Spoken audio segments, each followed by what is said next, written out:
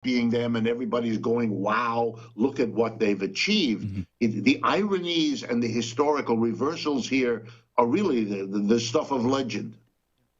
Yeah. I mean, what they pull like 200 million people out of poverty in the course of like 10, 20 years. I mean, it's Yeah, astonishing. no, it's amazing. It is amazing. And what's interesting to me as an economist is that it's been interesting really for about 20, 25 years. I mean, look, the hard statistic over the last 25 years, the average annual growth in GDP in the United States has been between 2 and 3%. And over the exact same 25 years, the annual rate of growth on average of the GDP in China has been 6 to 9%, literally 3 times faster. Over the last 25 years, the real wage of an average American worker has been stagnant. It hasn't gone down, but it hasn't gone up. In China, it's quadrupled. I mean, you're not talking about marginal differences. You're not talking about shadings. You're talking about vast differences. And to imagine that that's not going to shape the rest of the world, which is watching these two countries literally like a hawk, that's so naive that I'm amazed that only now is this kind of attention beginning to be delivered, and mostly in terms of the scary prospective Cold War that we might have between the two societies, which should terrify everybody. Well, and to keep the fears at bay for years now, for decades, if I read it right, we've been cautioning ourselves, oh, China's about to collapse. Their economy is about to collapse. It's been one stream of this narrative, one side of this. That's what we keep saying to ourselves to keep ourselves asleep, whatever the case. Now, this is all anxiety-inducing. We're comparing ourselves with this major competitor. I want to get insular again. I want to just look at the United States. The Fed is saying it's going to wait until 2023 to raise rates. A lot of people are worrying about inflation. Christmas, holiday season gifts this year are due to be more expensive than they have in a long time, due partly to the supply chain breakdown we were just talking about, also arguably other causes, including inflation. If you just looking at the future, about the 10 minutes we have left here, starting us off, what do you think is going to happen here in terms of inflation, in terms of the state of the economy? Things are, in some sense, weirdly steady right now. You know, nothing's breaking down. We don't have hyperinflation. We don't have anything like that. But we're also living in unprecedented times in terms of what goods we have available to us, with our ports being completely blocked up, in terms of the pandemic. There's this feeling that things could very quickly come unstuck and get a little bit out of control. So going to you as a sort of reality check on this, what do you see coming here, Professor Wolff? Well, I wish I could tell you a different answer, but the only answer I can give you is if you think it could all fall apart now, you're absolutely right. We are living in a situation that is extraordinary. I went to fancy schools. So, you know, I think I've told you on earlier programs that when I got my PhD at Yale, my classmate was a Janet Yellen and stuff like that. Oh, yeah. So I know these folks. I get together with them. And here's something I tell people, a story, very quick. When I get together for dinner or a beer or whatever with these folks, we don't agree, as you can imagine, on how the United States got itself into the current situation, and we don't agree on how it should get itself out. But here's what we do agree about, and we're surprised as we look at each other and say the following sentence. This is the worst condition of the American economy in our lifetime. That we agree on. And I think it speaks to what you're asking. When the pandemic started, our leaders told us it was nothing to worry about. When the Great Recession began in the summer of 2008, our great leaders told us there was nothing to worry about. When this little inflation we're currently experiencing started, our great leaders told us it's nothing to worry about, or to be precise, it's temporary, don't worry about it. It isn't temporary, it's continuing. If anything, it is growing now. I have no idea, and neither does anyone else, how bad it'll get and how long it will last. What we are in is a classic situation that needs to be analyzed very simply. Prices are something that are set by employers. Employees don't set prices. That's not what an employee is ever hired to do. That's what the boss does. That's what the employer does. And when employers raise prices, Their eye is on their profits because that's their job. That's what they signed on to do. That's what they're paid for. And over the last 18 months, with the exception of a few high-tech companies, a lot of American employers lost profits for all the reasons of the economic crash and the pandemic we've been suffering for 18 months. They now want to recoup. They want to carry over an offset, if you like, of what they suffered. And they want to make it up. And so they have raised their prices. But as always happens, employers don't want to tell you, gee, I'm charging you more so I can have more profit. That doesn't look good, sound good. That won't fly. You've got to come up with another story. And typically what employers do is come up with something that makes them look not like what they just did, raise prices to increase profits, but something forced on them, something that they were not responsible for, that they were merely responding to. It used to be wages went up. They can't say that now because the wages haven't even kept up with the prices. So what is it? Here we go. Supply chain disruptions, or the pandemic, or all those ships in the harbors of Long Beach or of L.A. and so on. But those aren't there. Yeah, those are there. Those are real things. Those are absolutely there. But whether you want to accuse them of being the cause of the rising price, the only way you would know that is if you can look at the actual books of the companies that are raising prices. But they're dismissing it as this is just an exogenous force. They refuse to show you, and I suspect it's because they know very well what that will show you. Let me ask you this. What does it look like if it did collapse? I mean, you make the point that this is fragile, and yeah, it does look fragile. It looks very weird. I mean, you have a lot of people on strike. You have, other countries dealing with COVID, countries that we have supplies coming from on some level, which basically disrupts the supply chain.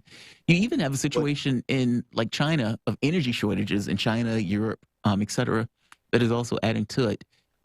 We have a fragile system at this point. I mean, even things like microchips, things that are just vital for the country in and of itself in order to operate. We're brittle, far more brittle than I think we realize, especially if we're in some level of a war or any level of a conflict. What does it look like for this to collapse? I mean, like you said, they keep telling us that everything is okay. Well, it doesn't look like it's okay. A collapse is something that's very simple. It isn't, and we came close, by the way, once before, and that was in the months of September, October, November, December of 2008, if you can go back in your mind. Yeah. At that time, there were meetings in New York City. I'm talking to you from New York City. Here in New York City, there were meetings down in Wall Street in which people discussed what you're asking.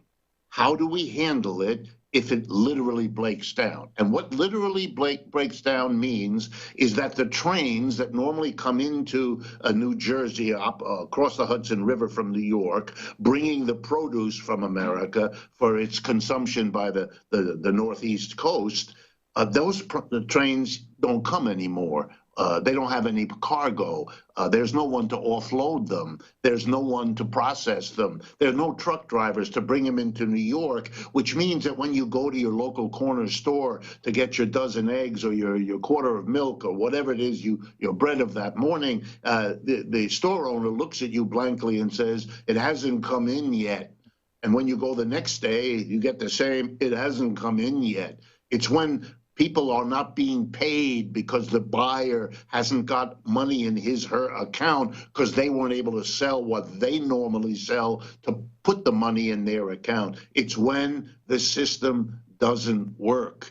To be told, look, we're just not facing it again. To be told by General Motors, Ford, Chrysler, and all the others, we can't put new cars on the showroom because we don't have the chips.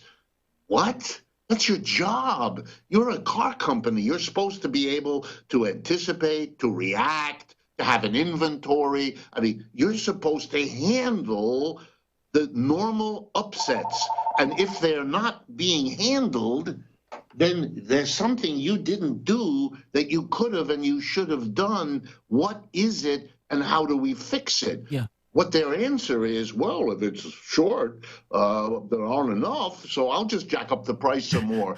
Sure, some people won't afford it, but I'll be able to compensate for my problem by getting at least more money for that stuff that I can still get and sell. That's what they're seeing, and that's why the irony is that the shortages feed the inflation. The inflation is a compensation to the employer, reducing the incentive for him to fix what's busted. You know, you're getting people now making a decision. I'm not going to buy American cars if I can't get a reliable supply of them. I better go see where the chips are. By the way, they are flowing in some places, just not to us here in the United States. It's not the same everywhere else. The same is true with inflation and other things. It varies from country to country. But we're living in this bubble here of the United States where we have so long celebrated that we're the greatest thing that ever happened to the world since sliced bread, that it's very hard for us to get our heads around the fact we have to hustle now, that we have in the Chinese a real competitor. Let me end today's program by driving this point home in case you guys want to discuss it.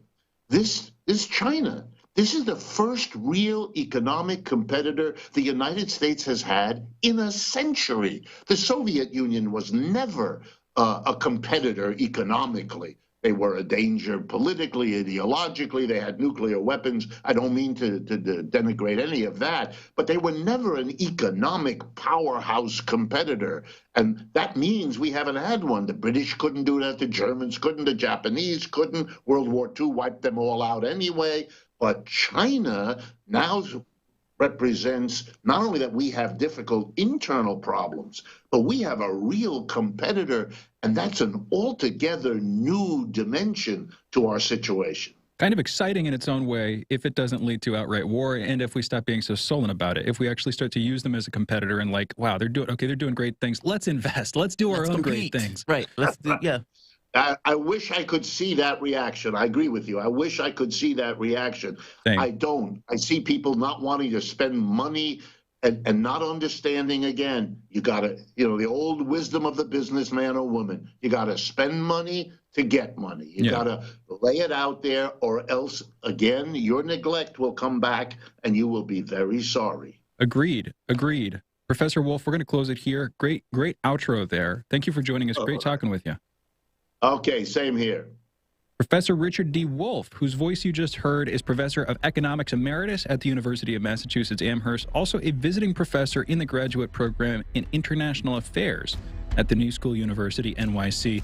He's founder of Democracy at Work and host of their nationally syndicated show, Economic Update. And his latest book is The System is the Sickness, When Capitalism Fails to Save Us from Pandemics or Itself. Go check that out, along with his other books, Understanding Socialism and Understanding Marxism. Find those at democracyatwork.info. Also follow him on Twitter at Prof. Wolf, and that's Wolf with 2 F's at the end. You're listening to Fault Lines with Thomas and Stranahan. Coming back, we're taking your calls. 202-521-1320 is the phone number. Be right back with you on the other side of this short break. Fault Lines. Tough questions are the most powerful weapon we have. As long as you have questions, we'll keep asking.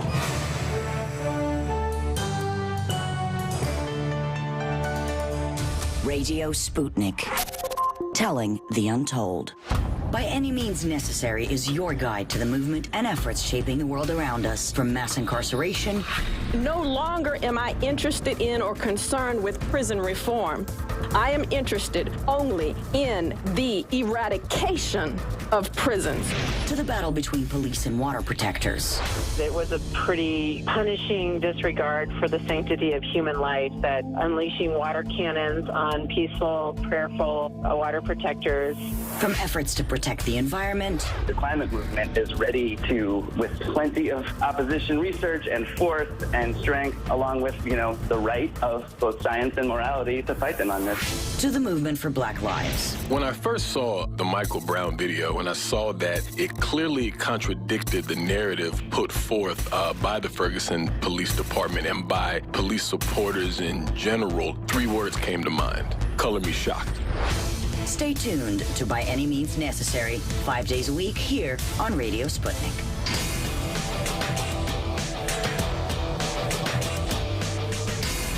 Fault Lines. And we're back. You're listening to Fault Lines with Thomas. And we're taking calls, 202-521-1320. Jamarl, you just brought up Skinwalker Ranch. And this is completely random. It doesn't have anything to do with anything, but just briefly, because I, for some reason, thought it was funny. You know Gabby Petito, the whole thing? Yeah. The whole story, Gabby Petito? Of course. Gabby Petito, Brian Laundrie, we've talked about it a couple times, not really on air. Now, we were just talking about, you got to briefly interview Daniel Sheehan, and unfortunately... 2 seconds of the interview. Daniel Sheehan, like a lawyer and a guy who's an advocate for this stuff. Well, Pentagon Papers. He was the one who basically argued for the Pentagon Papers with Daniel Ellsberg. This was basically the bombing and the legal bombing and everything else. He was the guy who argued for that stuff, and he's a lawyer for Elizondo also against the into Pentagon. UFOs, UAPs. And so he's part of the UFO circuit. I didn't even know he was part of that. That was something I learned like a few years ago. I just always knew him from lawyering for the Pentagon Papers, and he's kind of defending people and everything else. But got to interview the guy. Like, just a quick interview because I was sitting beside him. I was like, oh, my God, that's Sheehan. No, we were talking about this, and it comes here's where it comes around. And as we went back live on air, you were like, there's a new book out about Skinwalker Ranch, this, like, notorious, spookily named ranch. Terrifying. Where, you know what state it's located in? I'm just very curious. Okay, so it's this desert ranch, basically. Bob Bigelow used to own it. Bob Bigelow was the one that got money from Harry Reid for bass and everything else. There was a project called ALSAP. ALSAP was a larger project. ATIP was a smaller project within ALSAP at one point, but ATIP was specific to UFOs. ALSAP was everything. It was just all sorts of paranormal activity, but it was using Skinwalker Ranch as a laboratory because of how weird and strange it is. Basically, a ranch where they were investigating paranormal phenomena. Yeah, they had like 50 people. A bunch of weird stuff kept happening, and so there was this sanctioned investigation of it with the DIA. Government-sanctioned investigation. Yeah. Anyway, that's Skinwalker Ranch. There's a new book out on it. Terrifying. The Gabby Petito story, there was a Twitter meme thing floating around there for a little while that I'm pretty sure was a joke about how they'd found a second body. And people were speculating that there was a skinwalker who'd killed Brian Laundrie. Oh, that's horrible. And taken over his form and escaped. And all we're seeing is the result of this. Too soon. Too soon, and also too supernatural or something. I just thought it was interesting. We got callers and we're taking more. 202-521-1320 is the phone number. Michael calling in from Silver Spring. Michael, you're on the line talking about China. What do you think, man? What are you thinking about? My question is, China, how is it possible that China could be a competitor, or it is a competitor, but we owe China so much money? And then my second question, if you don't mind, is that a different topic is the guests that we had on in the criminal people, the police, those guys. I wonder if they think that judges are the ones that could really sort of are the ones to blame, but they're stepping in front as police officers because they're sort of the frontline public affairs type people, and that's their role. Well, the Supreme Court did create qualified immunity. I mean, that was kind of one of the back and forths we were having. This wasn't a law through Congress. In my research on it, there was what was called the Ku Klux Klan laws. Basically, these were provisions that were trying to protect African Americans after Reconstruction. In 1967, I believe, the Supreme Court basically came up with the qualified immunity thing that basically, and it started to expand over time where it got that much more expanded. But initially, it was this notion that, your civil liberties, if a cop or a public servant commits a crime in pursuit of their duties, well, even if it overrides your own civil liberties in a certain way, you can't necessarily sue them. They're still protected because they were doing the job. This got far more expansive. So I guess on some level you could say the courts, did it. But, you can also make the point that Congress could undo it in law. And keep in mind, this was the sticking point. When they were trying to pass the George Floyd laws, the kind of police thing, and they were talking, I believe, Tim Scott was the Republican negotiator. Qualified immunity was the thing that it fell apart over. The Republicans were like, we're not touching it. We're not going to do anything about it. On the first, we got other callers, and we're taking more, 202-521-1320. But on the point about China being our competitor, despite the fact that we owe them a bunch of money, basically, because they have American money, not only have they paid for part of our debt, they've loaned us money, but they've also bought dollars, which is itself a kind of debt. This thing has never made intuitive sense for me, I'll be honest. I talk about it and I keep trying to learn more, but like I think the reason it doesn't make sense is just that there's not actually a backstop or a backbone of how this stuff works. Like there are different theories about how money is supposed to work, but it's not like any international jury has adjudicated. Okay, I don't know. It's just the philosophy of money or how we're supposed to understand it. It's just sort of agreed upon, and there are these shifting definitions of it. But broadly, we can still be their competitor, even though we're in debt to them. And it's partly I'm reminded of the model where, okay, you owe the bank $100, $1,000, the bank owns you. You owe the bank $10 billion, and suddenly you own the bank. Right. And that model kind of applies here, too, where we have this with our currency. They are in debt to we're in debt to them, but that means we can control them, right? In a way. I put it this way: if there was any kind of war or conflict, that debt goes away. It does, but so does their international monetary system. Where do because suddenly they've got to strip all the dollars out of their currency baskets, and they've got to refigure how they're doing international transactions, and the SWIFT system that all breaks down. My point is, I don't fully understand it, but I know that it's complicated, and yet they can still be our competitor. Well, yeah, of course. Even though there's certain rules around like loaning and everything else, and as long as we're paying the interest and everything else, well, and not to mention it's kind of like bonds. They're basically buying our debt in a weird way. But that doesn't stop us from trying to expand, invest, and those type of things in order to try to compete. Also, another super obvious point to bring up in the conversation we were having with Professor Wolf earlier. It's kind of laying dormant in the conversation. It's super obvious, but this idea that. Andre's staring at me and it's sorry. He's creeping me out. this idea that we stop producing things in the States. The idea that with the outsourcing we ship them overseas. And so you get this big supply chain disruption because you have globalized trade where literally you're trading things across the globe back and forth for things to be produced here and manufactured there, et cetera, et cetera. We made that decision. It was an economically expedient one at the time in a short-term sense, but we're living in the consequences of that. It's just pretty simple stuff, but worth stating again. We got a couple more callers. KJ from New York talking about China. Again, KJ. And Michael, thank you for the call. KJ, you're on. Yes. What's on your mind? Hi, good morning. Yeah, right on point and right on time. I just want to say two things. One is the old axiom, the capitalist will sell you the rope to hang himself. Right. Right, I've heard that one. And then you must have on Michael Hudson, who will break this down very precisely as to why we're indebted or not in debt. We're in debt to the world in terms of our treasury and lending. They're buying our bonds because we restrict them to what they can purchase out of the American economy.